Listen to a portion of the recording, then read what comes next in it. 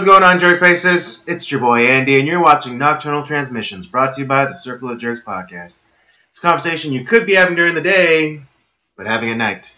Yes, we're back. We're live with a pretty good show for you in store, so get ready for that. With me, as ever, co-piloting this thing is the homeboy Rob. What's going on? Do we ever really have a bad show, Andy? No, no, of course. We always have the best shows. We always have the best shows, Yeah, just like how Andrew Cleveland's he always claims that the when you enter in the mailbag, it's like it's guaranteed to change your life, sometimes for the better. And I believe this about Nocturnal Transmissions. Fair enough. Yes. All right. Sit back, relax. If you have an adult beverage, enjoy. And let's get this conversation started. All right, let's do it, Andy. What's going on with you? Not a whole bunch. As you know, we recorded this past weekend for the main show. That's right, we did. Yeah, so I was there. Yeah, you were there. I remember. I've begun the laborious task of editing it, so it can be ready for distribution on next Monday. Also took care of a few errands. That's not really errands, but just things that I had to kind of take care of. One of it being my refrigerator's ice maker stopped working, so I had to get on the horn with Samsung, the maker, and then schedule a repair crew to come out, check it out. And it may not seem like a big thing, but I miss having ice because every morning I make myself an iced coffee. Because you're not European, so you'd like ice. Yeah, I know. What the hell's up with Europeans and serving things like warm beer? What the hell is that about? I honestly think that the most disgusting sounding beer that you could drink warm would be Guinness. Oh yeah, because it's so thick too. So how the hell could it'd be like drinking down the consistent not the taste, but the consistency of clam chowder. Ugh, yeah. The taste of Guinness, and it's I much prefer Guinness, to be slightly refreshing, even though it is thick. Ugh. But to have it warm, it just sounds. Yeah. You need ice. Yeah, at the very least you need. Or have it cold. Obviously, you don't want to put. You don't really put ice in beer. That's exactly. Stupid, Yeah, but, it's one of those weird. Yeah, it's one of those drinks that you need to have cold, but you don't want to put ice in. Yeah. And so I did that, and then today I actually stopped by your place of work. But you were busy, so I did not engage. Didn't even say hello. Well, you were busy, with the customer, so I didn't want to interrupt you. Plus, I walked right in front of you, and you did not react. I literally walked right past you. And you didn't say anything. I get into a zone when it comes to my work because I'm so focused. Uh-huh. So it's I'm that good. So okay. Right. Yeah. But yeah. Regardless, I came in to drop off a package to return because I got myself a new Bluetooth speaker because the one that I have now the battery doesn't hold the charge anymore, and so I decided. And plus, I've had it for a good long while, And so I ordered a new one, and it came in, and I tried to and I was trying to pair it with my machine. That went fine, or to my laptop, and it was able to pair, but for some reason it wasn't hooking up. It wasn't like hooking up to the Bluetooth. Every time I try to connect it, it wouldn't connect. So yeah, I called up the support number, and then they ran me through like the usual kind of like, oh, try, did you reset it? Are you sure that you did this and that? And we ran through the whole thing, and they're like, all right, just send it back to us, and we'll send you a new one, and hopefully that solves it. But yeah, but I wonder because the laptop that I'm trying to connect it to, it's kind of old. It's kind of on the older side, and I did like update all the drivers and things like that, but just still no luck. Yeah. So I mean, hopefully it was the unit itself, and not because like my computer is so old. Right. But I guess when the new one comes in, I guess we'll find out. We'll find out. Yeah. But I mean, that's pretty much my day.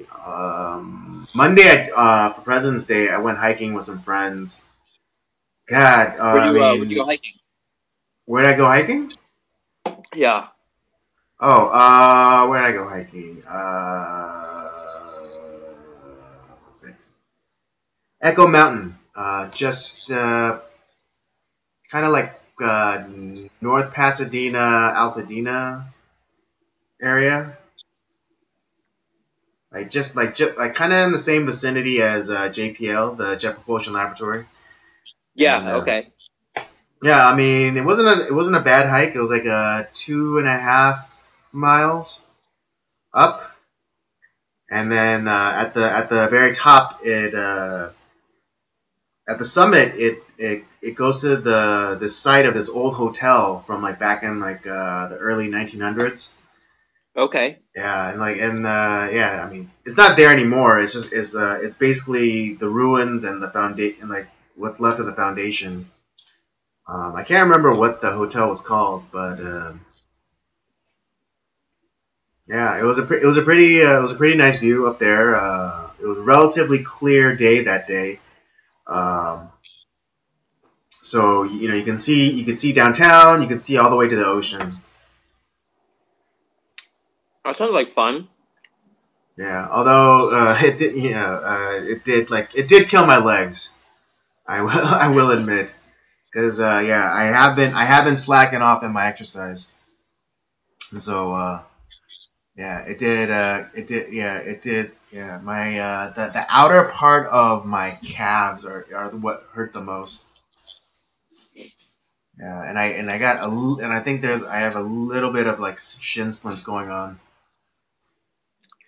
Yeah, I've noticed that I have to be kind of careful on how like I think it's like based off of like how your feet are, like because there is a certain way to land, and if you don't do that well, especially at our age, it really fucks up our legs. Like you get those shin splints, and it's kind of essentially like what I just heard this term the other day. It's like the plantar fasciitis, but it's your shins essentially. It's like little like mini fractures and stuff. Yeah. That's essentially what shin splints are. It's like the kind of the muscle tearing away, causing micro fractures or fissures. In the bone. It's the worst. Yeah. That's why I don't really like playing basketball anymore, because I can, after about like 30 minutes, it's just my legs are just all messed up because I'm not landing properly, because I'm focused on competing and winning, so I'm not focused on like how I'm placing my feet when I'm walking or running, and as opposed if I'm just walking or running, I'm very I know how to use my feet so I don't hurt myself. And yeah, it just so like certain sports I can't play anymore because of that. Right. Yeah, it really. I mean, it's kind of because similarly, just a few months ago when I told you like how I think I messed up something in my leg because it feels like shin splints, but like inside of like the ankle area. Ooh. Yeah, That's and I mean, that's not good. yeah. Now like my ankle has like this weird pop. Like it never like had this thing where like if I flicked my leg out, like my ankle kind of like pops. You might have to need to go have that taken a look at because it doesn't seem like it's getting better. Yeah, I mean it doesn't hurt as like hell anymore, but like it's almost like there's like a buildup of something, right? And then like if I like kind of like when you do a rat tail or when you crack a whip, it's kind of like that. Oh man. So yeah, but my body's always been kind of weird. I've been able to like kind of like dislocate my elbows and like kind of make them pop like at will. Okay, Lethal Weapon. Well, no, not dislocate my shoulder. That's a completely different thing, and a useful thing. This thing is just kind of like it just grosses out people. You just it just kind of it just grosses out people, but it's not useful.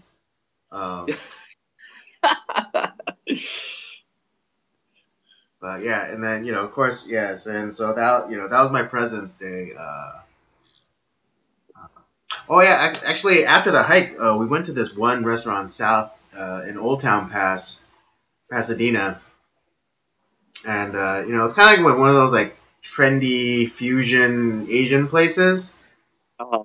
And they had this Loco Moco there, and it looked really delicious.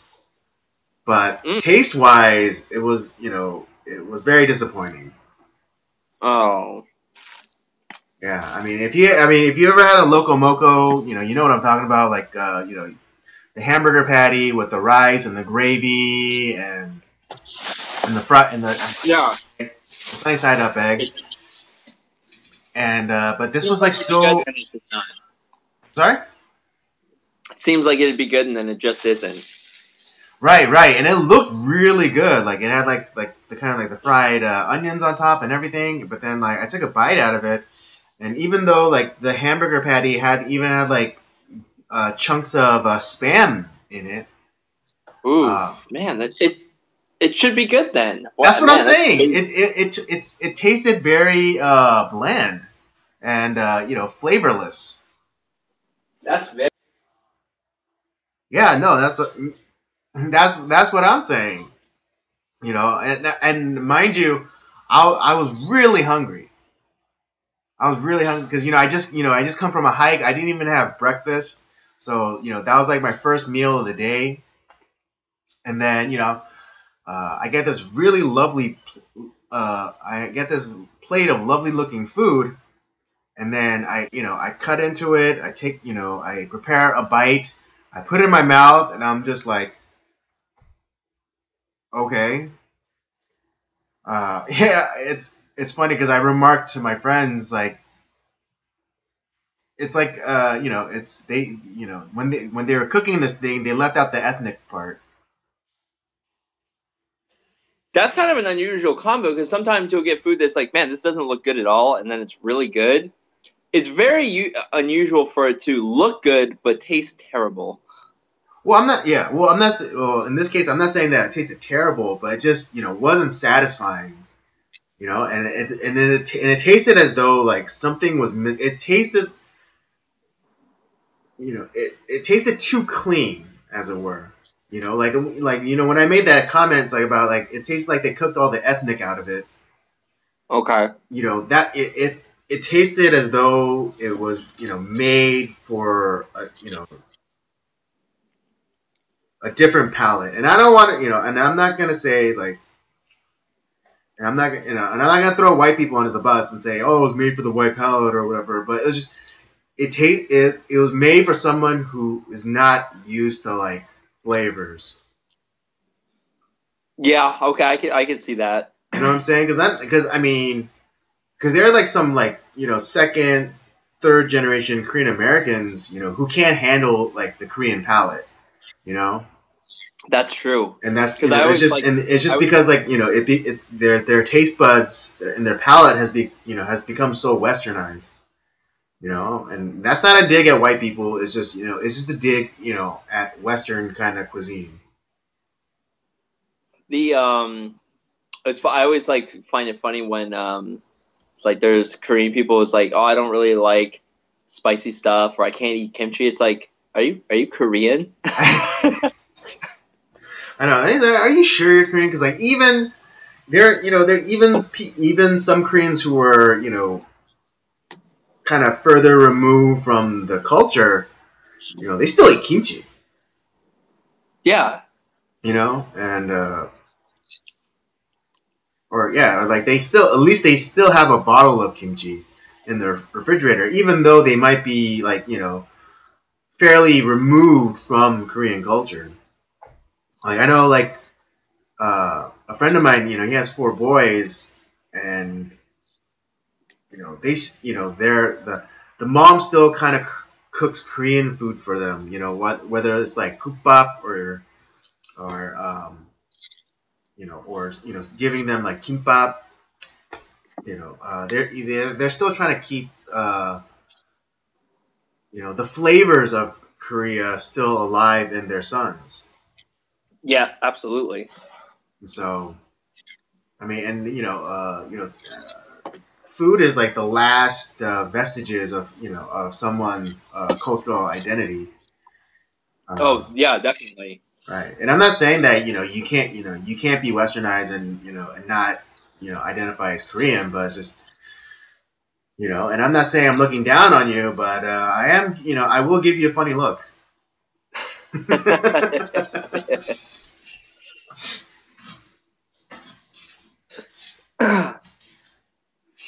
Yeah.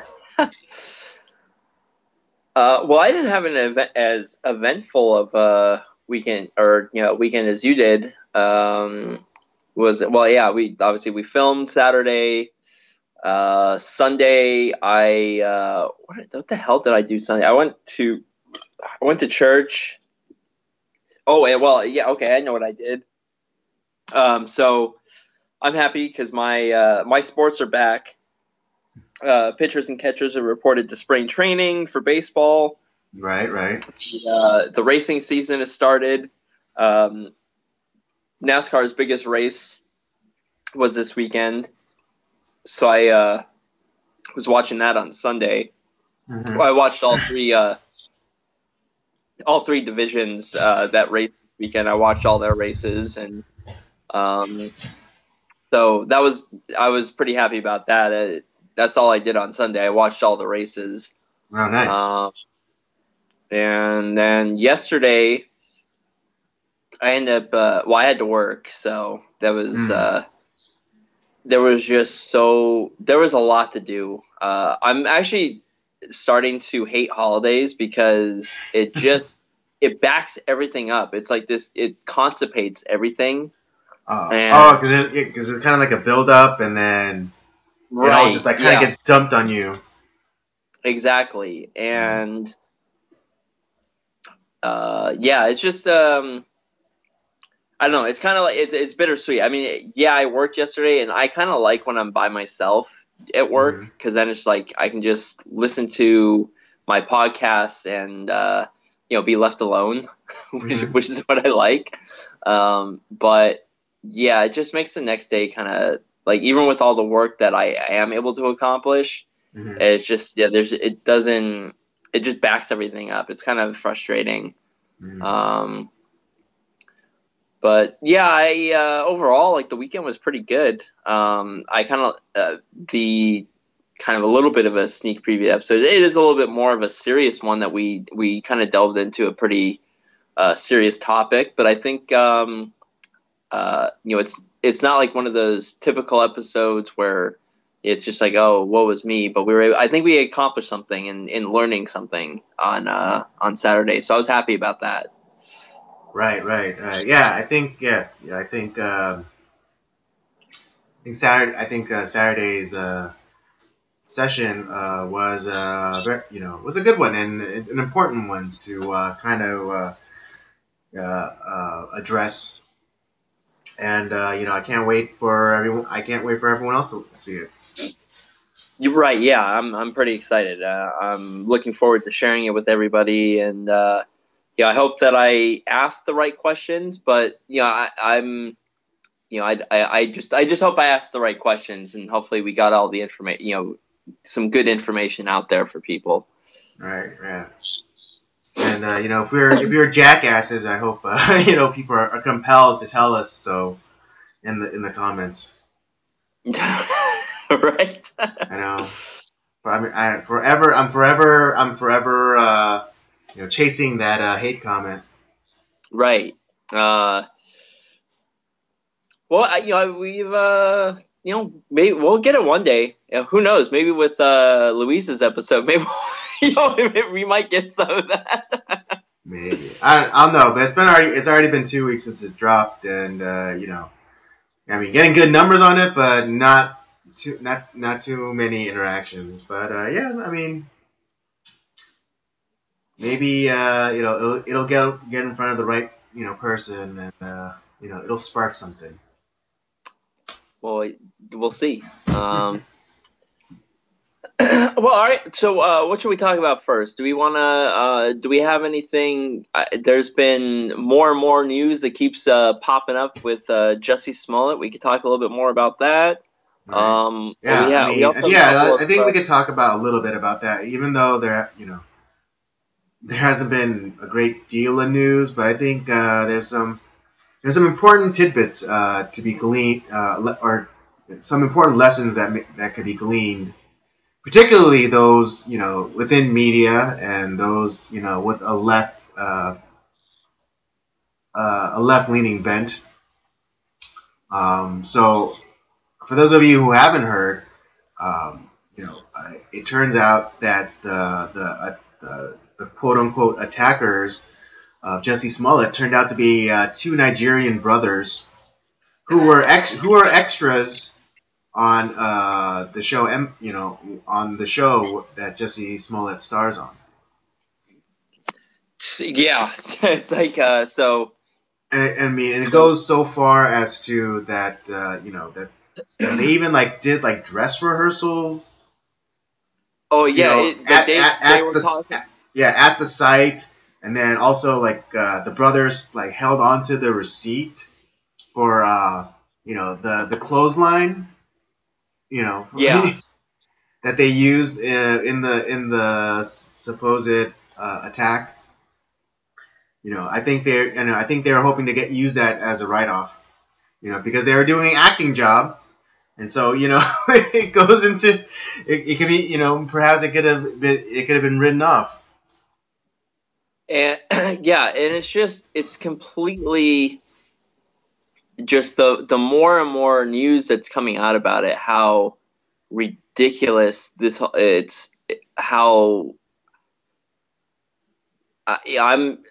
I'm not, the thing is, I would say, I'm shocked, but I'm really not, because this is how this side of the aisle operates. I mean, it's victimhood celebration. No, it totally is. Well, and I forgot who mentioned this, but it's become a lucrative business now. I mean, we've had it with Colin Kaepernick, and how he's kind of played the victimhood card and made hundreds of millions of dollars off of it through various things. Yeah, various deals, various endorsement deals. I mean, he just recently settled his lawsuit against the owners of the various teams in the NFL, who don't want to hire a shitty quarterback who never made any adjustments. He brought too much spectacle. He brought too much spectacle and not enough talent, for the job. And so it's no surprise that the owners didn't want anything to do with him. And it's one of those things too where, and I've always said this, where you have a guy like who is also in the NFL. He's been done for a while, but Terrell Owens. He was a wide receiver for various teams. Right. The Cowboys, the 49ers, the Eagles, and he was a huge pain in the fucking ass. I mean, everybody hated him, but a pain in the ass and a the loudmouth. thing is, he was a otherworld talent, and in baseball, you had Alex Rodriguez, pain in the ass, but he was a really great baseball talent. And when you have these sports stars, as long as you're putting up the numbers and you were good enough, it doesn't matter how much of a dick you are. They're gonna back the truck up and they're gonna pay you money to play on their team because they want to win. That's what the teams care about. But when you stop playing well, and when you don't play well, which is exactly what happened to Kaepernick, is he started playing really terrible. He didn't make the adjustments. He didn't get better. And yeah, okay. So then if you're going to be a loudmouth and crazy person who nobody likes and you don't play well, they're not going to hire you. I'm sorry. There's some times where hey, the guy's really nice. He's a good clubhouse presence. He makes the team better in other ways. We'll throw him a bone. We'll throw him a minor league deal or whatever. And we want him on their team for other reasons. But that's not the case with Colin Kaepernick. And the fact that the NFL owners had to settle anything with him is atrocious. It's like the NFL has no fucking backbone. They should have stood by their guns. And it had nothing to do with race. It had everything to do with his performance on the field. And he was a terrible, terrible quarterback who he had he had 3 good seasons. The league caught up to him. He didn't make the adjustments as an athlete, and then he whined and bitched and cried about it. Right, and correct me if I'm wrong, but I heard that he was offered a deal, but it was for a minor league. It was probably the CFL or some AFL. Other league. Yeah, that's still a thing. No, the only league now that I think other football leagues, there's I know there's the Canadian Football League, which is kind of the next tier down. I think there's also a in Europe now. I think they're starting to have the American football style. Okay, but but it's in Europe. Yeah, but I heard he did get. But it's not the NFL. The NFL, there's not really. Suffice to say that another league offered him a deal, but it was at a very, understandably drastic markdown. I think it was something around the neighborhood of $7,000 a game. Which is literally nothing. I mean, especially to someone who is used to be making millions. But it just goes to show you that the kind of attitude that Colin Kaepernick was portraying. He wasn't the one I suck, so I'm gonna get better, and then I'm gonna earn that paycheck. But it turned out that he was saying, "Oh no, it's not my fault. It's it's everyone else. And you guys are only doing this to me because I'm black or whatever, or because or I'm trying to make a positive change in the world or whatever BS he wants to say." But if you're truly an asset, then then people will recognize that, and people will pay for that. But if you're not an asset and you don't show it, then don't expect a phone call. Don't expect a paycheck. Yeah, and it's and I've said this before with Kaepernick, is that when this whole controversy first started with him, I was like, hey, listen, I don't like what he has to say, But I do, I respect. Yeah, he can fight for that right. He can say what he wants to say. Like, you can use your limited amount of celebrity to kind of push an agenda. Do whatever you want. That's fine.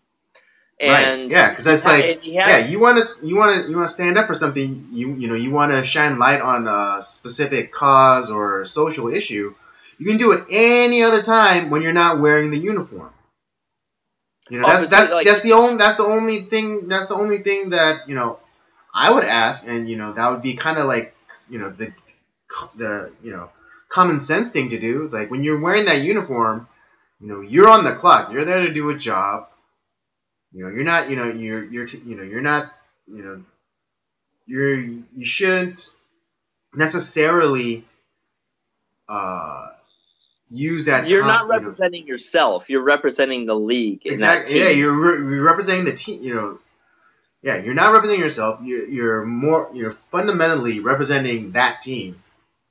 And so, like, if you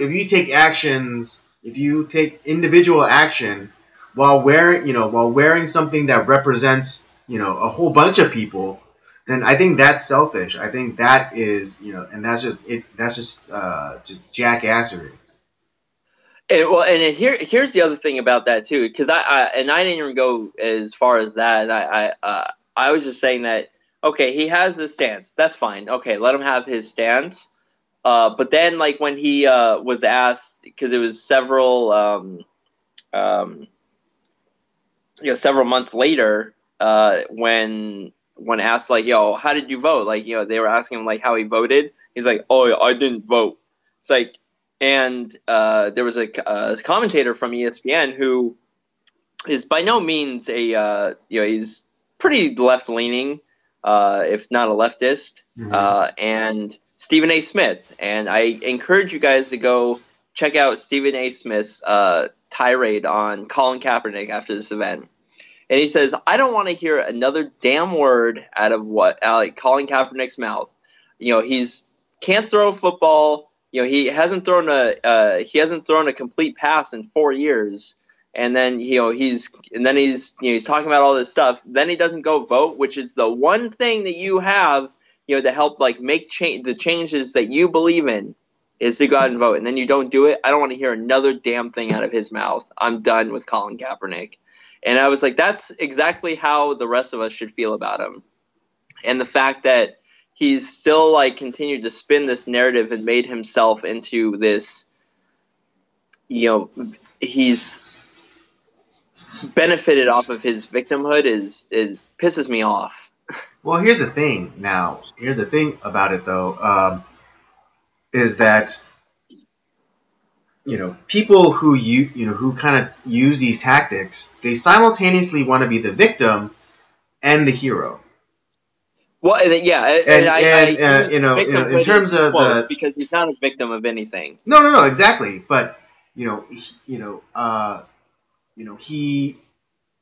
sometimes it could be vice versa, because he first wanted to be the hero who took a stand against police brutality or against Trump or whatever, which he didn't care about.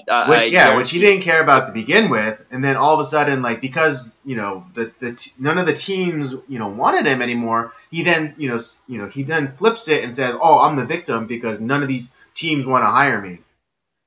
Right. And so it's and then kind of to bring it back to the Jesse Smollett thing.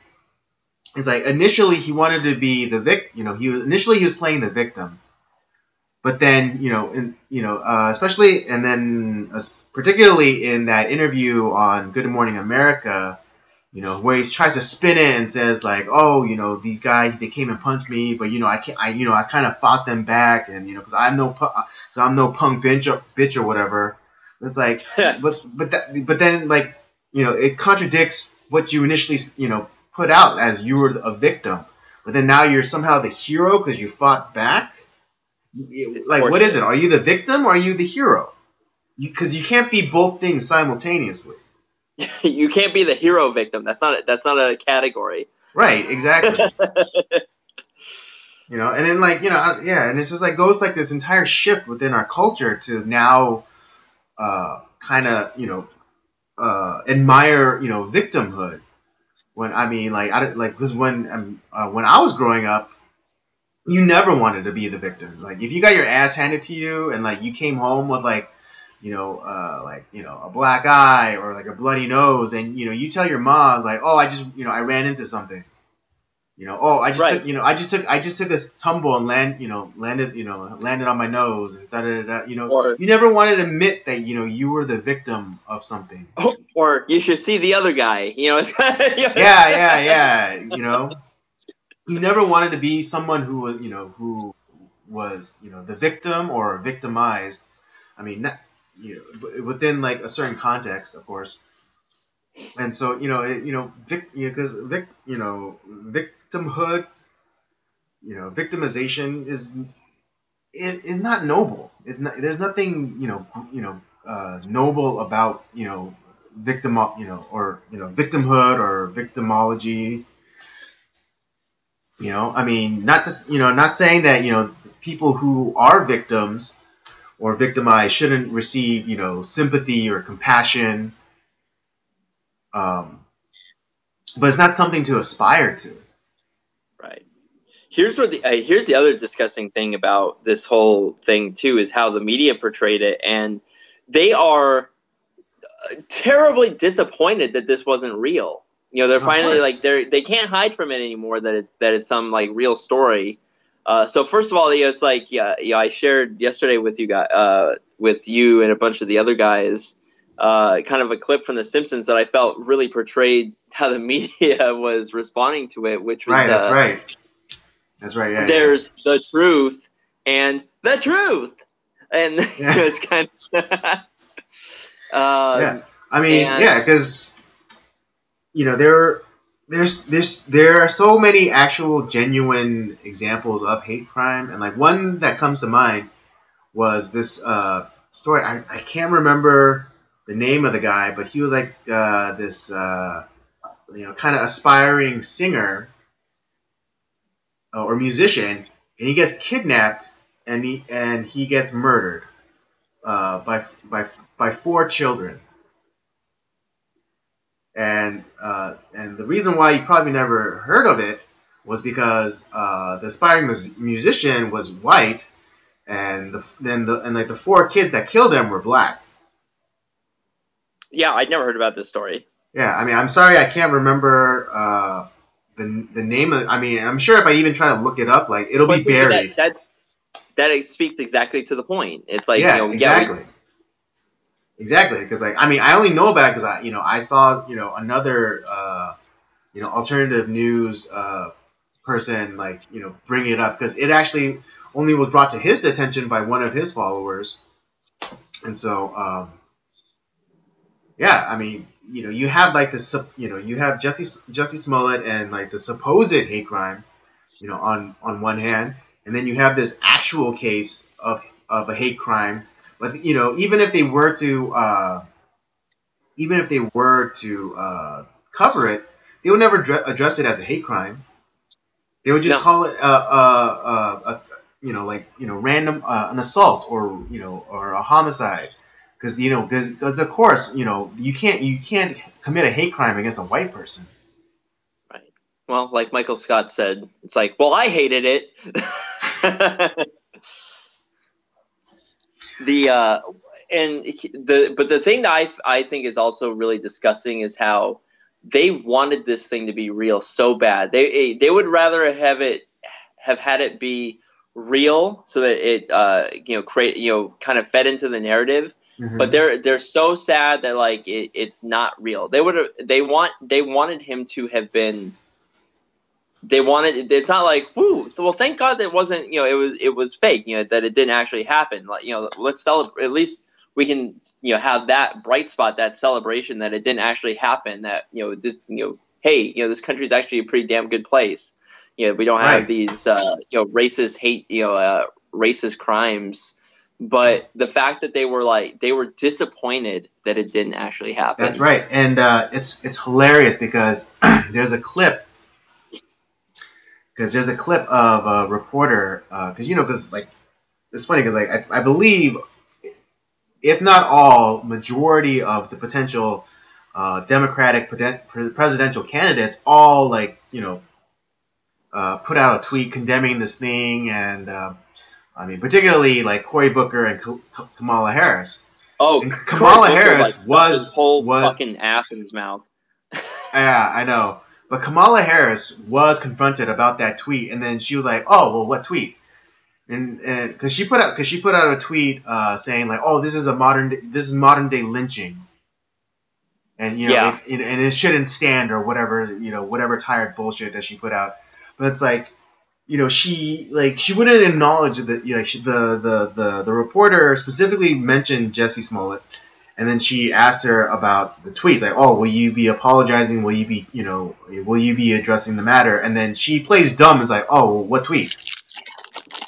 It was like obviously she was talking about the tweet talking about Jussie Smollett and the supposed modern day lynching that was going on. But it was hilarious because like she even starts like stammering, like trying to collect her thoughts, like, "Well, I it's like, oh, you gotcha, bitch." Yeah. Well, it's not hard to do because when confronted with the actual truth, like they can't deal with it. It's like instead of saying all they have to do, well, I mean, their base won't take it, but if they just said, "Hey, you know what? I jumped to conclusions and I got it wrong," I actually might respect that, to be honest. Right? Yeah, but here's the thing: they can never admit that they were wrong. Nope. Yeah, which is stupid because because anyone like it's funny because they think that admission of being wrong or getting or not being correct is weakness or or somehow does not will not work to their favor. But it's the complete opposite.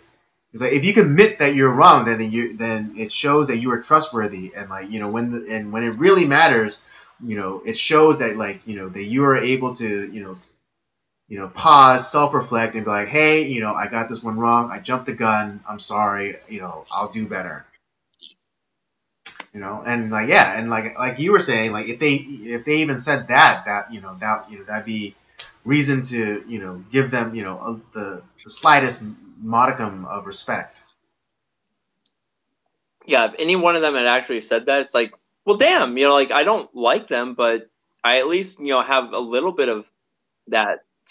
They gained a little bit of respect in my eyes, but it's not going to happen. Not from the media, not from the politicians on the left. None of it. Right, and it was it was hilarious because there was like a compilation of clips where they're they're constantly talking about it, and then there was another like compilation of clips where they were saying that the media was trying to bury the story and not talking about it. It's like, bitch, what are you like? What news programs are you watching? Yeah, they're gonna report on it in like page Z46. It's kind of.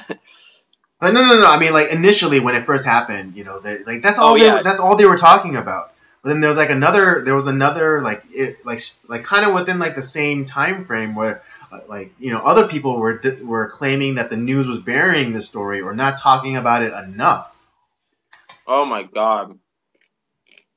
And it's like what news outlet? I mean, what news outlet is not talking about it? I mean, even Fox is talking about it. I mean, they're taking on a more I think critical or skeptical stance, but they're still talking about it. They may not be covering it in the way that you want, but they're still talking about it. So like what news outlet, what news agency is not talking about it? Everyone was talking about it. I mean, shoot, we're talking about it right now. I think this is the third time that we've talked about this damn story. Right. Yeah. But I mean, light at the end of the tunnel. I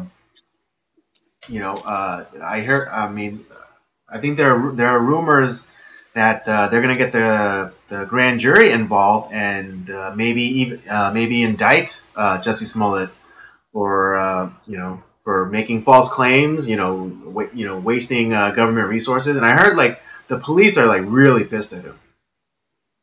Yeah, I would be too. And honestly, I want them to throw the book at him because we need to start holding these people accountable for this bullshit and stop rewarding them for this shit. Right. Yeah. No more. Yeah. No more. Just like sweeping it under the rug. But yeah, like because what it does also is it takes resources away from actual crimes. You know. Because like yeah, I think I think I heard that's what the police were most pissed about because it's like you took us off of things that needed that really needed our attention, that really needed our resources. Right. To waste on your bullshit.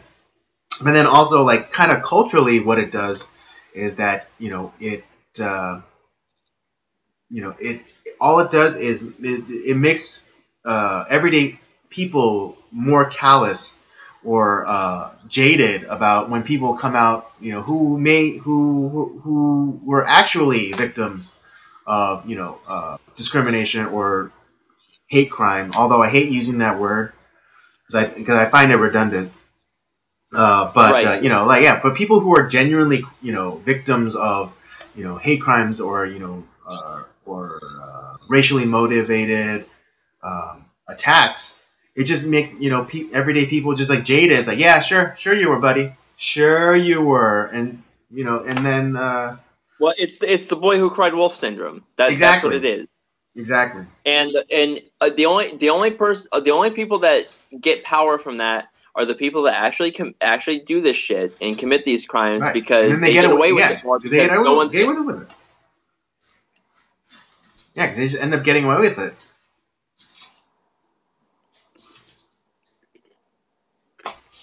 But but hopefully there are some repercussions for Jussie Smollett, and and I hope that this becomes like a landmark case. The case that other people who get the idea to do something similar will think like, oh, like I don't want to get Smolletted. Yeah, I really do hope that that's the case. Like, I'm not like one that necessarily calls like we need to boycott these people and blah blah blah, and we need to. It's like, or he needs to lose his job, blah, and all that stuff. It's like, but this is an actual crime. We need to stop rewarding this type of stuff because, as I said, this actually has consequences for other people. It's not just because he said something controversial or he did something stupid or or said something insensitive or whatever, and like people shouldn't lose their job for that. Right. This who knows, like, because all the time spent by the police officers in Chicago when they could have been maybe solving a real case or something that was, or spending resources on another case that needed their time and attention, that's now maybe go unsolved because of this crap. And now possibly letting someone who was a real perpetrator of these type of crimes actually get away because of this shit. Right. Yeah. That's why I believe he deserves to go to jail. Ditto. Or fined so heavily where it hurts. Yeah, like make it like a real like cost to him, like to the point where he's still having to pay for it, maybe like 5 to 10 years down the line. Right. That's how much it should hurt. Because I mean, as much as people who avoid their taxes or whatever, and they have to pay for a good 10 to 20 years. Off of their paychecks, something similar. Yeah, it's those are my thoughts on this, and it just honestly, maybe it's a little bit of Schadenfreude, but I get so happy every time I see more news that comes out about this, and it's just like it just keeps. I mean, you know me, I'm the when it comes to Schadenfreude. I'm right there in the front. I'm right there in the front. If there's a face to Schadenfreude, it's definitely you, Andy. That's right. uh, all right. Well, yeah, we talked about this a little bit longer than what I hoped, but let's transition and talk very very quickly about on They Shall Not Grow Old. Oh, Because we still have to get to the American Beauty review. So right. really So quickly. I'm going to say a couple things about They Shall Not Grow Old. I think it's out of theaters now, but if it and I assume it will come out on DVD or Blu-ray in the near future, or even possibly through whatever streaming sites or whatever. Yeah, I believe it's a must-watch.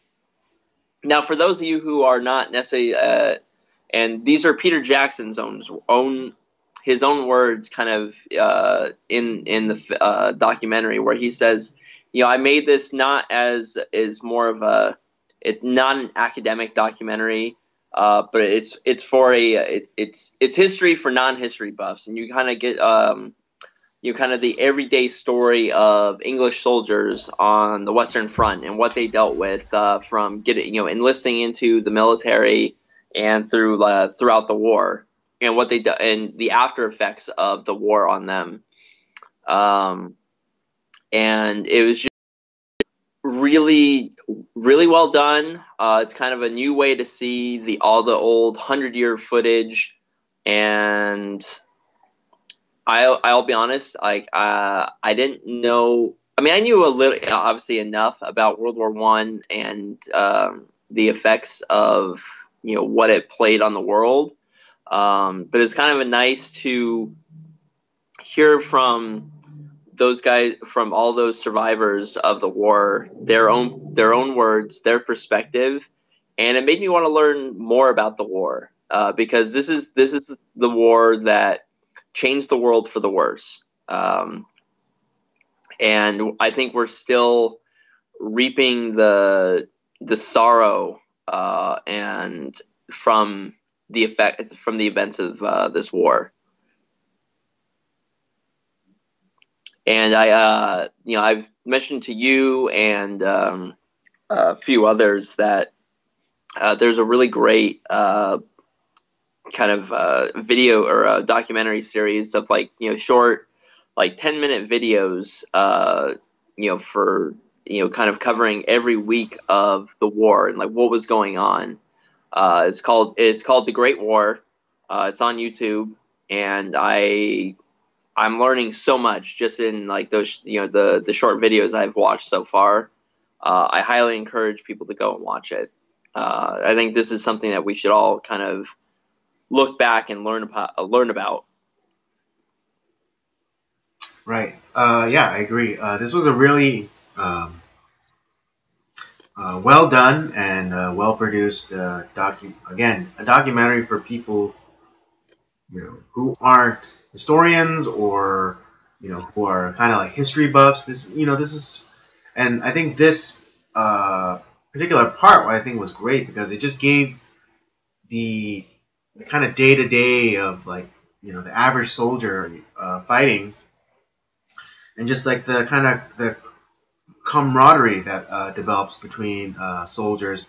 Not even soldiers fighting on the same side, but because it told the story of when they would take prisoners and how they were still kind of this respect, and kind of and this friendliness between English and German soldiers, at least the prisoners of war. I want to interject one last thing. Sorry, Andy. Okay.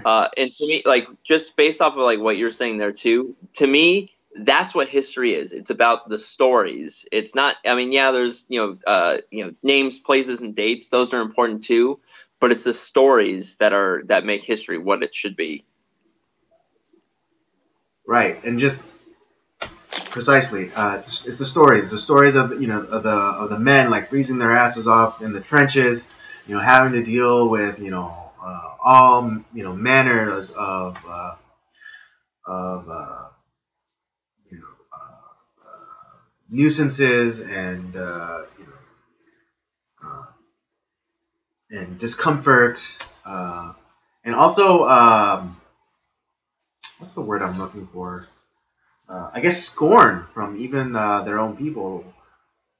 Because one of the things that was surprising to me was just because in the movie they have like the audio interviews from World War I veterans, and they're just talking about how how poorly they were received after the war was over by the people back at home, and they're kind of looked down on, and kind of similarly to veterans of Vietnam here in America.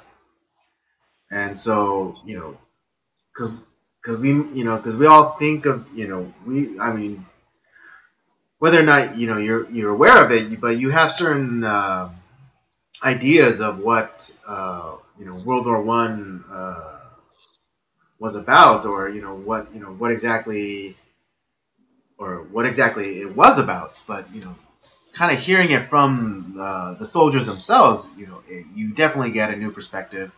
And I echo Robert in saying that you should go watch this. Just to hear the stories from the men themselves, who lived through it.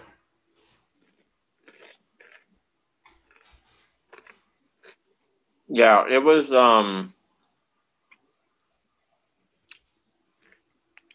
very like, that was kind of the thing that I really was kind of shocking to me, is how terribly they were treated after the war was over, and like how they left their jobs to go because they felt it was important to go and serve their country, because they didn't want to be seen as like weak, wombly men. And so they went off, like, I mean, they were even lying about their age to make sure that they were able to enlist in the war. That's how much they cared. And when they would get back, the people, like a lot of the employers, kind of gave their jobs away.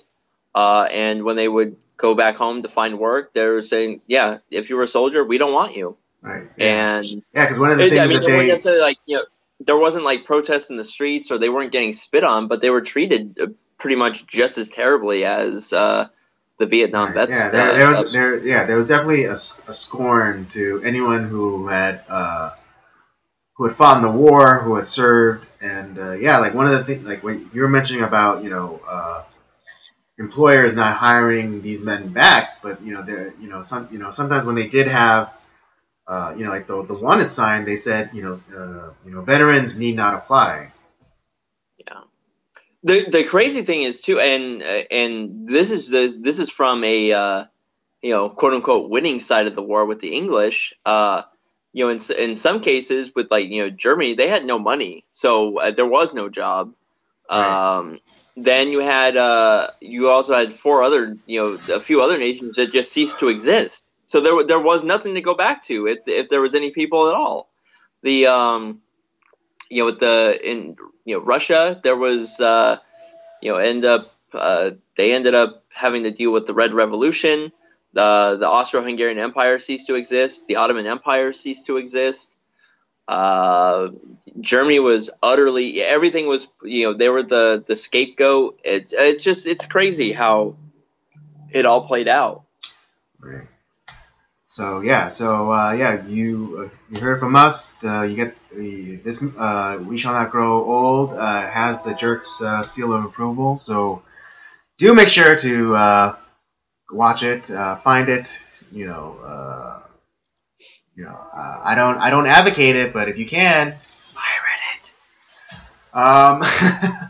I mean, that's how important I think it is for people to watch this documentary. So you do. I think it's a must. It's a must watch. You got to watch it. Yes, indeed. All right. Last item on the agenda, and that is the review of American Beauty. Our third of 4 fucked up love movies. Yes. The messed up. And so far, I think this is definitely the worst.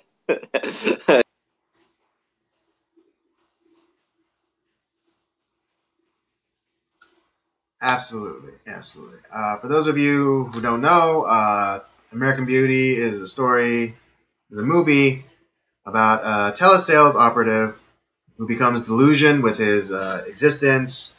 Kind of just having a midlife crisis. Uh, uh, what was his name? Lester Burnham. Yes, uh, Lester Burnham, portrayed by Kevin Spacey. And he's kind of going through like this, midlife crisis, and has like this kind of malaise, in the beginning part of the movie. But then, he then experiences this awakening, after going to his daughter's cheer performance, where he then, uh, meets his daughter's friend, which he then soon, he falls in love with immediately. And it's like it's just it's the move. There's all these changes, going on for Lester and for his wife and his daughter, and like pretty much everyone around them. And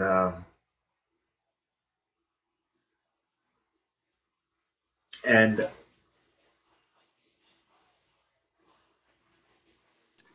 Yeah, it's a lot about like bonds breaking apart, like love bonds breaking apart because everyone's so self-indulgent in the film. this is true. Every character in this film is afflicted with this kind of a self love. They're totally, they're wholly,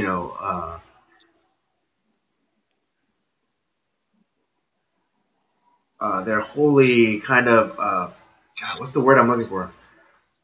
They're wholly just invested in themselves, and everything is about themselves. I mean, if it's not apparent, you see it in like the first few minutes of the movie where Lester Burnham is masturbating with him in the shower.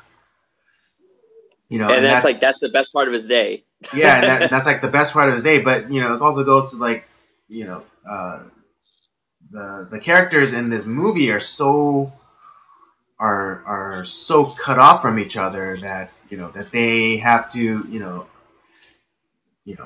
self medicate or self love, in the case of Lester Burnham. And so I mean, throughout the movie, there's like these kind of like changes that are happening. I mean, not necessarily, maybe not for the best, but Lester starts becoming a little bit more assertive because, I mean, prior he was just kind of like this milquetoast, like pushover kind of guy. His wife is like this ultra, his wife, played by Annette Bening, is this kind of very rigid, like tyrannical matriarch figure, and the daughter is like this disaffected youth who, despite being a cheerleader, is like very anti cheerleader. Yeah. and then you have the friend, and then you have the daughter's friend, who becomes like the object of the father's love or obsession. And she's complete, like she kind of plays like the vapid airhead, and who's completely self-indulged in her own like bullshit. Yeah, and like her own importance. Kind of, if I have to give an analogy, she'd be a fart sniffer in South Park. That's a good way to put it. Yeah. And then there's also the other side characters like the kind of right wing guy who's a closet homosexual, and his son who who is damaged, and and tries to find beauty, even in like ugly things. And I think that it's funny because I just thought of this right now, but it's just kind of like his way of dealing with the abuse that he had suffered at the hands of his ultra white right wing closet homosexual father. Yeah. There's also like some sort of fascination with the color red. There was like the ultra red roses. There's the red, they had that red door. I don't know. To be honest, and I'm probably I forget what the reasoning is. Like there was some reason why like that was so prominent throughout the film, and I don't really have a reason as to why that's there, but was it to symbolize like life, or so there's that's what I forget, like what it does actually symbolize. Right. Well, because because red is a significant color. It's used to. Red was used prominently in even Sixth Sense, and that was used to denote significant things that kind of like that led to I don't know, life. I don't know. Red is a very significant color in history and in terms of like meaning. Yeah. But I couldn't help for like at least for American Beauty, like this it being somewhat of a signifier for life. Because the roses, are the one thing that the wife Caroline shows any kind of affection to, and she raises roses, has several rose bushes around the house. Rose petals, are I think were the red rose petals were used, I think, also to signify Lester is like kind of reawakening, like the blood kind of flowing again.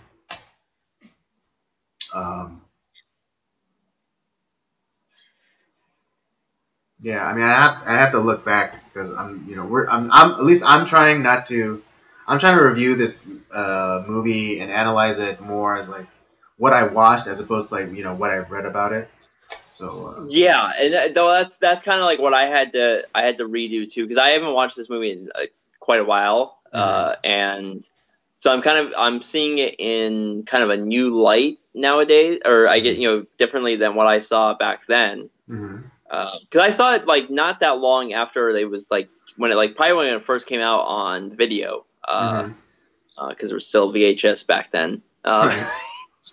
Were you kind, and did you rewind? Of course I did. But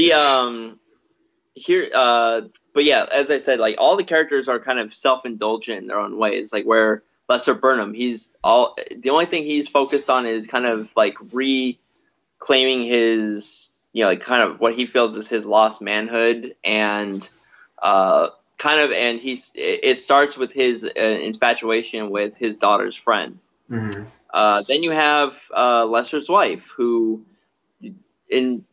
she's very like into herself. Like all she cares about is her real estate business. But then you even like the tapes that she's listening to. It's all about like the inner person and how like you're the master of your own domain. Blah, right. Blah, so blah. basically, self-actualization. Right. You had the daughter who was kind of wanted to kind of be out on her own, and like wanted to be separate from her parents, and kind of find something that would give her life some sort of joy. Well, she was saving up for a breast augmentation. So... okay, you're right. I forgot about that part. Yeah. So once it kind of focusing on like herself. Well, I think because her mother was so hypercritical of her appearance, I think it then kind of manifested into that desire into wanting to get a breast augmentation, which is kind of funny because the actress who plays her had a I mean you get to see Giant him, back. but she had a pretty decent set on her. Kind of some pepperoni nipples, but that but yeah, it's not my favorite. Then you have. Oh, I mean, in terms of the size, I mean, Oh yeah, no, the size is great. Nipples are are more of a personal preference, so there's some more subjective. So yeah, but I was just commenting more on the size. Oh, okay, I'll give you that. The size is there. The let's see. Then there's Ricky Fitz, who's the next door neighbor who becomes the love interest of the Burnham daughter, Jane. Jane. I keep forgetting her name. Jane Burnham. It's so funny because she's it's funny because she's she's made out to be like this plain Jane, and so yeah. That makes sense. Okay, now that all right. Yeah, and then you have Ricky Fitz, who is kind of trying to keep up an appearance for kind of appearance's sake to make himself look like this decent, respectable person. So you can say that he's trying to fit into a mold. Right, but in reality, he's more of kind of interested in not being ordinary and kind of lives a very unordinary life. He's kind of he sells. Right, there's a duality to him because he has this really strict authoritarian father, but yet he sells weed. At a time when weed was illegal. Yeah. And so. And then you have Ricky Fitz's dad, the Colonel, who is just pretty much hates his son. He doesn't he's kind of like the cartoonishy right wing villain, right? Who is, I don't know if he physically beats his wife, but definitely is a very emotionally abusive, and based off of the ending of the movie, is probably very kind of neglectful, right, and very hurtful to his wife, who is who you never really hear talk a lot in the film. I think she has a few lines. Yeah, I mean, if anything, she's a lot of the time she just seems to be checked out and just kind of spaced out. And then, even when Ricky brings Jane and introduces her, she's kind of in this daze. And then it's not until Ricky puts his hand on his mom's shoulders hey mom, and then she kind of snaps out of it. Which I will also, which I kind of just thought of now too, is kind of also the cartoonish version of what I, what I think the left thinks of these, right wing wives who are they're silenced and they're right. This is, right. I think this is exactly what they think of when. I mean, yeah, that's what it. I think that's what it is too, and it's no, and it's funny because now I've had this kind of this new kind of awakening in my own life where I'm starting to starting to embrace some of the more conservative bits of my upbringing and and starting to think rethink a lot of things. I think that's why I didn't enjoy this movie as much as I did when I first watched it. Yeah, I didn't. Not that I hated the film, right? But I think it spoke to kind of the wrong side of humanity in a lot of ways, and kind of knowing from when this movie aired, when I saw it to now, and kind of understanding how I've how my mind has developed and how I see the world now. It was kind of a movie a little bit before its time, because a lot of this it's kind of this kind of showcasing kind of the a real breakdown in family values and love values, and It, like I said, it's the antithesis to a kind of like a romantic kind of love story. Right, and I think what also, because to be honest, there's nothing redeeming. To me, there's nothing redeeming about the film. None of the characters get any better. I would say, if anything, they get worse by the end of the film. Right, because there's no real redemption that happens in the movie. It's not as though like the husband is bettering himself so that he can fall back in love with his wife. He starts working out or whatever because he overhears the daughter's friend saying like, "Oh, I totally do your dad. If he got in shape a little bit more." And so I will say this. Okay, if I was gonna find a very slim redeeming factor in the film, is in the case in kind of the interaction between Lester and Angie, Jane's friend, where they start to have their affair in a sense, and when she reveals that like, oh, I'm actually I've talked this huge game of how I'm a huge slut, but I'm actually like I've never had sex she's a before. virgin. And Lester could have been kind of like, well, okay, whatever, because she still said she still wanted it, but he says like, oh shit, and is like, I can't do this, and so he comforted her. It's like, listen, I can't do this, and it has nothing to do with you, but like it was almost like he finally like gained some morality in a sense, and and then they end up having this kind of very kind of close conversation afterwards, and right, the conversation that they have is almost paternal, like the way like he like makes her a sandwich, and like it's kind of very and it's kind of and shows concern for her, it's. But again, it's focused on the wrong person. Right, like I said, it's like I said, it was like it's very very slim in as far as like a redeeming quality of the film for Lester, but it's really dark. Like I said, I don't like movies where the characters don't really grow. Right. Because because there really isn't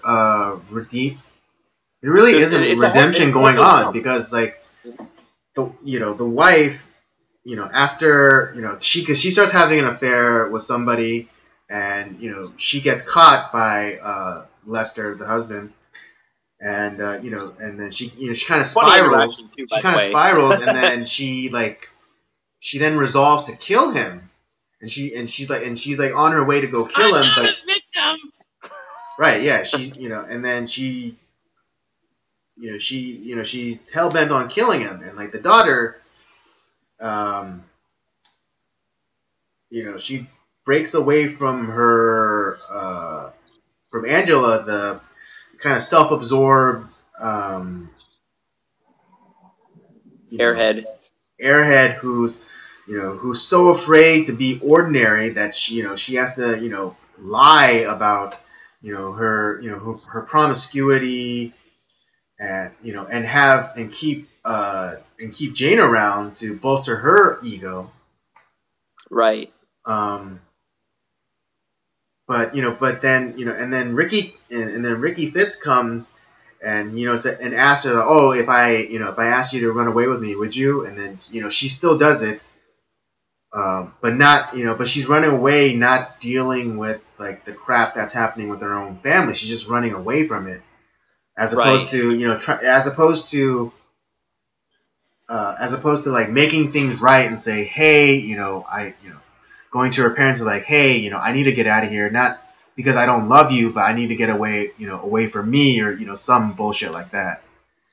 But she, I was gonna bring you back to talking about Claire, because obviously, we see her where she has the she wants to kill Lester because well, hilarious that scene at the drive-through.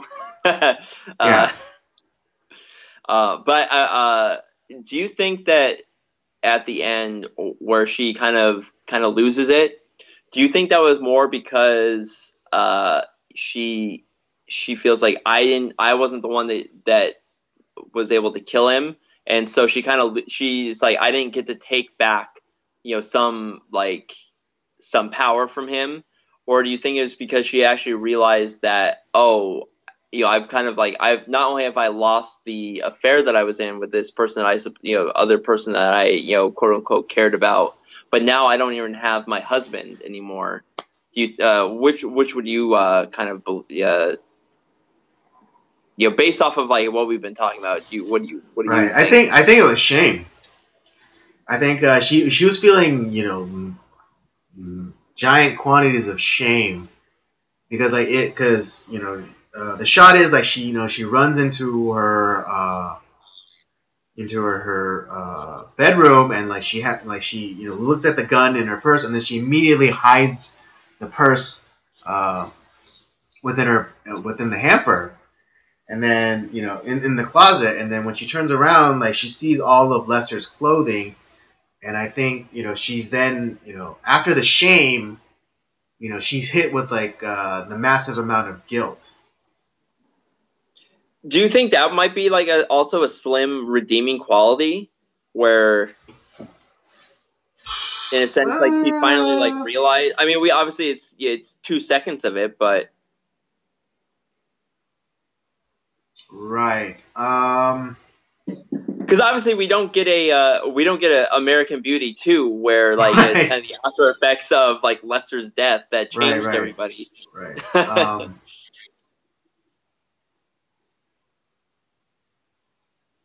Perhaps it's like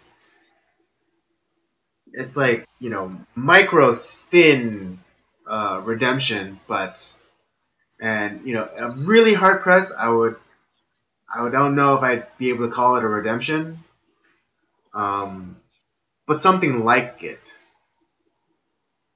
because the shame leading to guilt could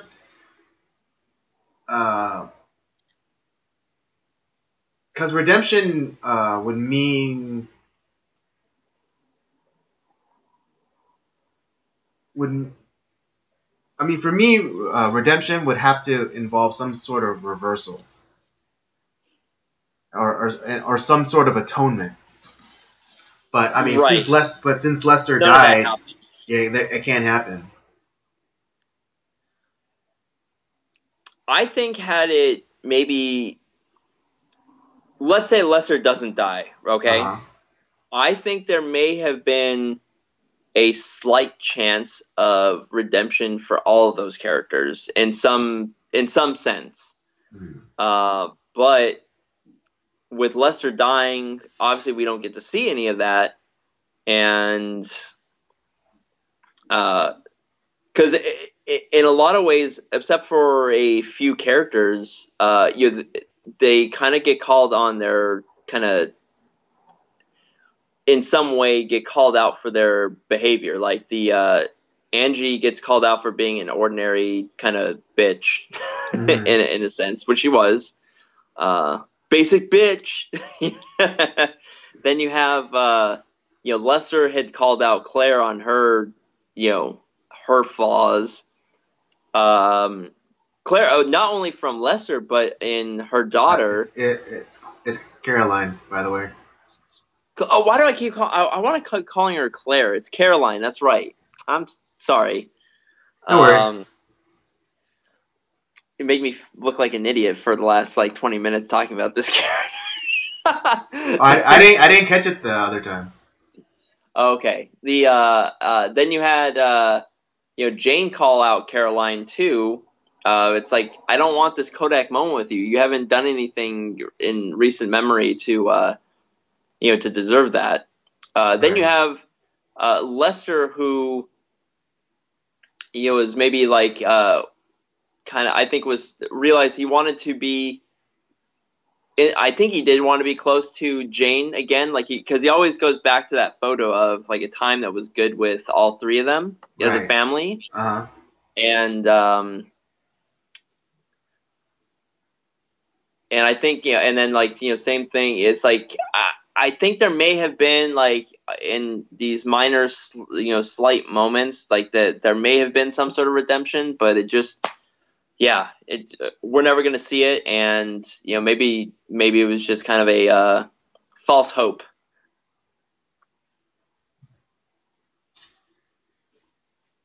Perhaps, but yeah, it's it was very This movie was very nihilistic.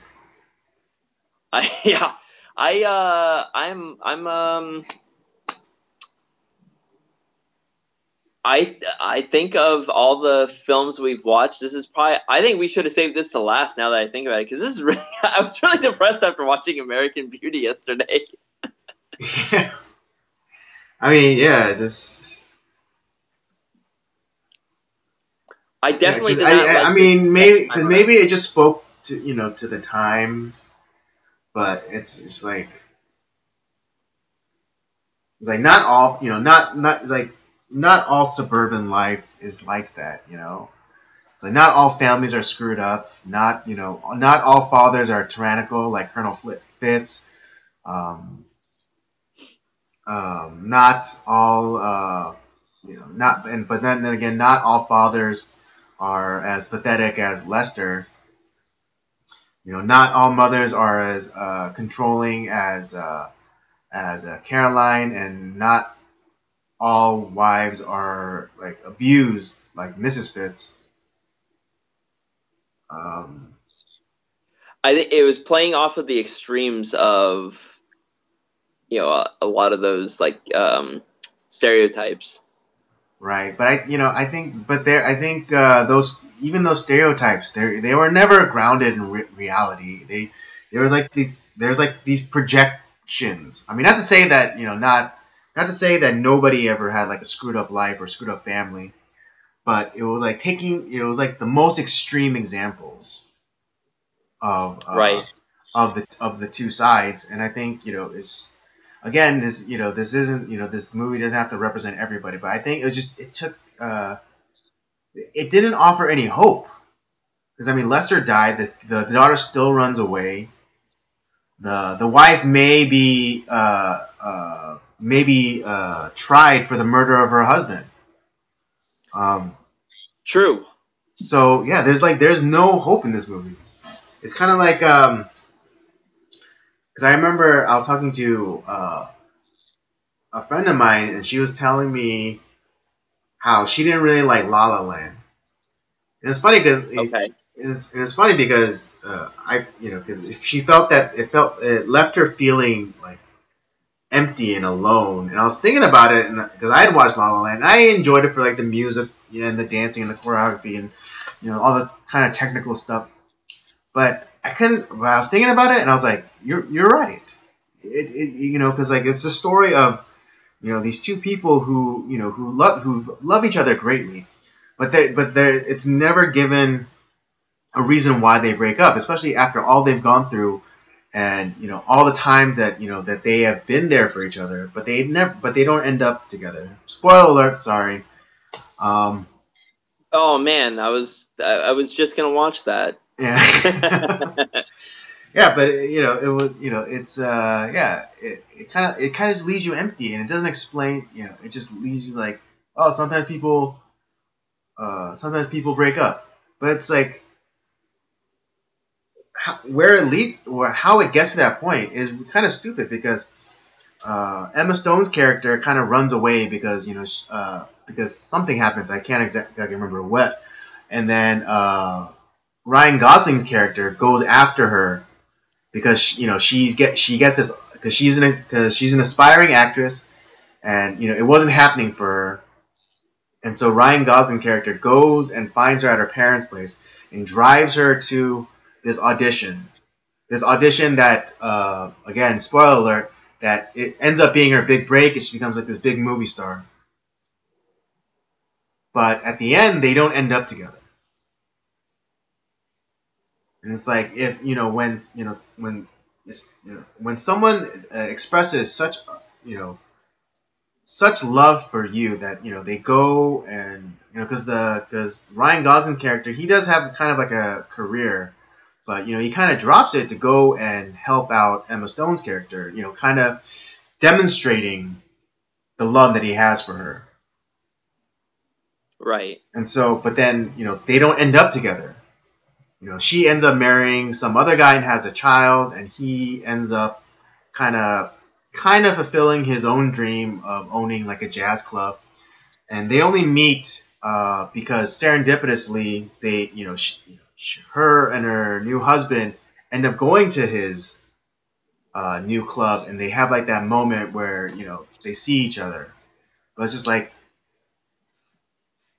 when you have that kind of when you have that kind of love, and it's demonstrated that that you have that kind of love. How can it then fail? Yeah. So. Yeah, definitely. American Beauty, not a very cheery film. Just thinking about it, maybe we should have also included La La Land, but Yeah, you're right. I hadn't seen it, but yeah, we maybe should have included it. But yeah, well, what's done is done. And so, all right, let's wrap this up. American Beauty, what do you give it? Out of 5, what do you give it, Well, I will give the acting is actually pretty damn good in the film, I think. So I think that's a kind of a redeeming quality. Story wise, it's really. I'm gonna give it 2.5. Okay, 2.5. Yeah, because like I said, I don't like the story, but I think the acting on pretty much every actor in the film is, I think, very well done, and the cinematography was, I think, pretty decent too. Right.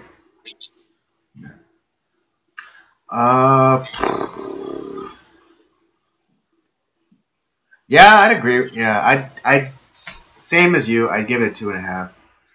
I mean, for the reasons that you cited. Yeah. Now, had you asked me 20 years ago, I would have given it maybe like a 4 stars because I actually really liked it back then. But I grew up. Right. What's that? Is it in Acts? The verse that Paul gives, like when I was a child, I thought like a child, I spoke like a child, I reasoned like a child. When I became a man, I put childish things away. That wasn't Acts, but it was one of his epistles where he talks about that. Yeah. Yeah. So there you have it. The scores 2.5. 2.5 to 2.5. All right. Well, we got one more fucked up love movie for the month of February. That's right, we do.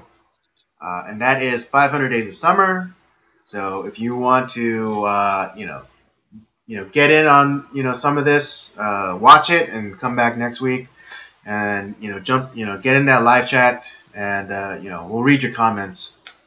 And yeah, if let's say if you've watched American Beauty or any of the other films we've discussed this month, and you either disagree or disagree, or you saw something different than we did, leave a comment. We'd love to hear from you. Absolutely. All right. That'll do it for us tonight. Thank you for joining us. Don't forget to join us every Tuesday night at 8 o'clock-ish for Nocturnal Transmissions. Don't forget to check out the library of other shows that we have, the main podcast, and Up by Up Down. Don't forget to follow us on our various social media accounts, Twitter at PodcastCOJ, and Instagram at Circle of Jerks Podcast. Well, for Robert and myself, we say thank you, and we'll see you next week.